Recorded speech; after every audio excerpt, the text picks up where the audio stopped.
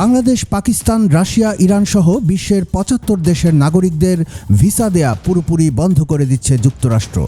আগামী ২১ জানুয়ারি থেকে এসব দেশের মানুষ আর মার্কিন ভিসা পাবেন না। ১৪ জানুয়ারি বুধবার এক প্রতিবেদনে এই তথ্য জানিয়েছে সংবাদ মাধ্যম ফক্স নিউজ। প্রতিবেদনে বলা হয়েছে, যেসব দেশের নাগরিকরা যুক্তরাষ্ট্রের সরকারি সহায়তা গ্রহণের দিক দিয়ে এগিয়ে আছেন তাদের আর ভিসা দেয়া হবে না।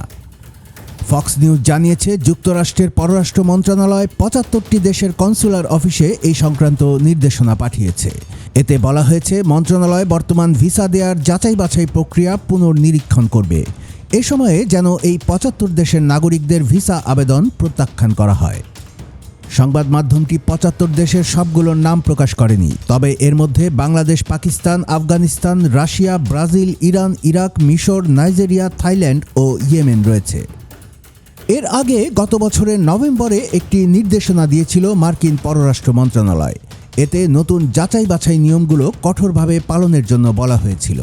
নির্দেশনায় আরও বলা হয়েছিল, সরকারি সহায়তা যেমন স্বাস্থ্য, ইংরেজি ভাষা শেখা, অর্থনৈতিক সুবিধা, এমনকি যারা দীর্ঘকালীন চিকিৎসা সহায়তা গ্রহণ করতে পারেন বলে মনে হয় তাদের ভিসা আবেদন যেন প্রত্যাখ্যান করা হয়।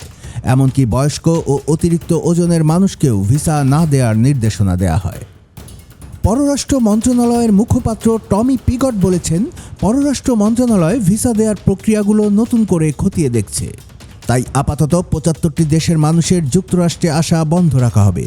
মূলত যারা বিদেশি নাগরিক হয়েও আমেরিকার সরকারি ত্রাণ বা সুযোগ সুবিধার ওপর নির্ভর করতে পারেন, তাদের প্রবেশ ঠেকাতেই এই পদক্ষেপ নেওয়া হয়েছে।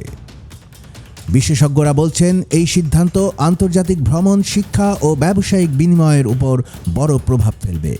বাংলাদেশ ও পাকিস্তান থেকে বহু মানুষ মার্কিন ভিসা নিয়ে পড়াশোনা, চিকিৎসা ও বাণিজ্যিক কাজে যান।